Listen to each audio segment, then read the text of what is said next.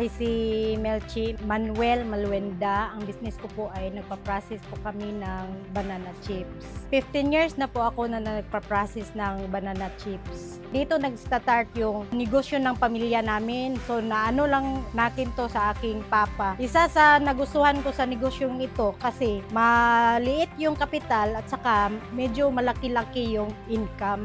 Nag-start po ako ng business ko dito lang sa amin, locally, dyan sa Maramag Food Court. Ito po yung product ko. Nakapangalan, Bob's Banana Chips. Ako po talaga ang may-ari nito. Nakarating na rin kami doon sa Cebu, sa Bohol, sa Siargao. Sa Cagayan din, may ano din kami dyan sa Gaisano, dyan sa Cebu, sa Iligan, sa Butuan. Tanda ko po yung kapital ko, ma'am. Nag-start lang po talaga ako sa 200 pesos. Ang una kong pinaprocess noon yung taro chips. Yun ang pinaka-first na product. Yung sa pagpipil, may ako, 6 sila nagpipil ng banana at saka kamuti. Tapos sa pagluluto, kami po ng husband ko, kami hands-on po kami doon. Then, ang pagre-repack at saka yung pag-distribute ng product. Dito po kasi, lang kami sa mga plantation, madali lang naming makita yung banana at saka yung kamuti. Yung nag-start ako ng 200 pesos, ang laki na ng nangabili na ako ng mga property. Nakagawa din kami ng sariling bahay, sariling lutuan. Pangarap ko po sa business, ma'am, na maano ko yung goal ko na sana pagdating ng panahon, maano ko din ng mga anak ko. Ito kasing klase na business, ma'am, maaari talaga siya, maganda siyang ipasa sa mga anak. Madali lang makita yung material, madaling i-dispose, at saka hindi tayo masyadong mahirapan kasi matagal po itong masira. It's about siguro 4 months ang yung shelf life ng banana chips at saka kamuti chips.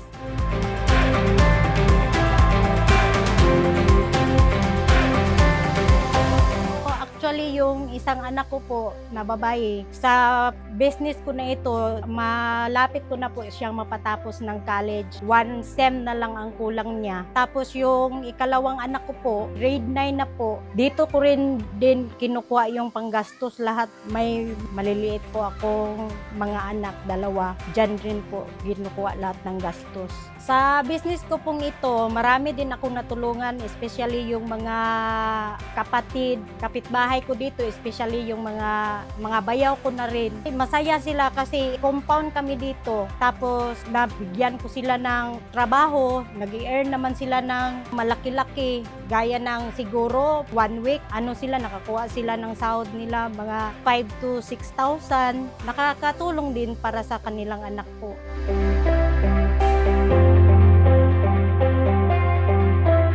Actually, aksidente lang talaga yon kasi yung si Sir Michael, nagkuha siya sa amin ng stock para pinadala doon sa London. Nagkataon din na may malaki akong order para sa Cebu. Talaga nangailangan talaga ako ng malaking kapital. Yung husband ko pumunta doon sa office, tapos kausap sila ni Sir John Bert na may parang pahiram na pera. So sinabihan ko yung husband ko nga, itry natin. Malaking tulong talaga yun kasi syempre malaking pera yung makukuha namin sa Cebu. Kailangan talaga namin ng malaking kapital din po. At saka tungkol po sa bayad, okay naman po yung every week, kayang-kaya rin naman din.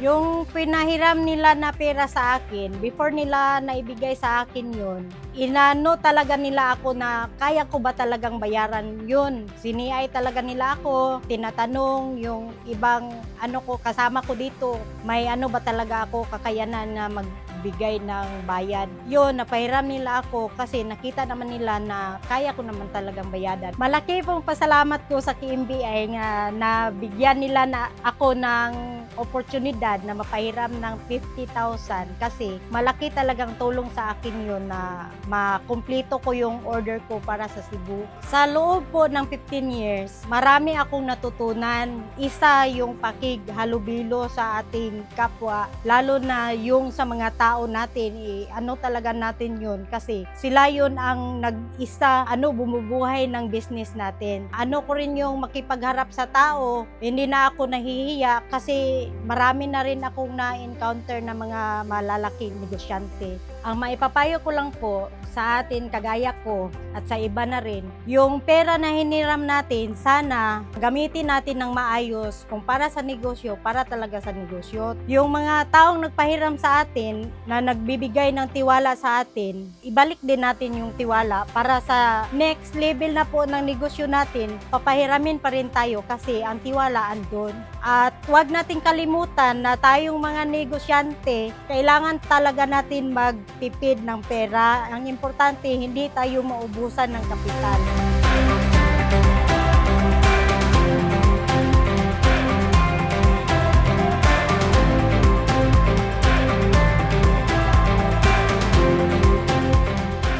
Ako po si Melchi Manuel Malwenda, program member ng KMBI Maramag Branch, Certified Kabalikat at Negosyante.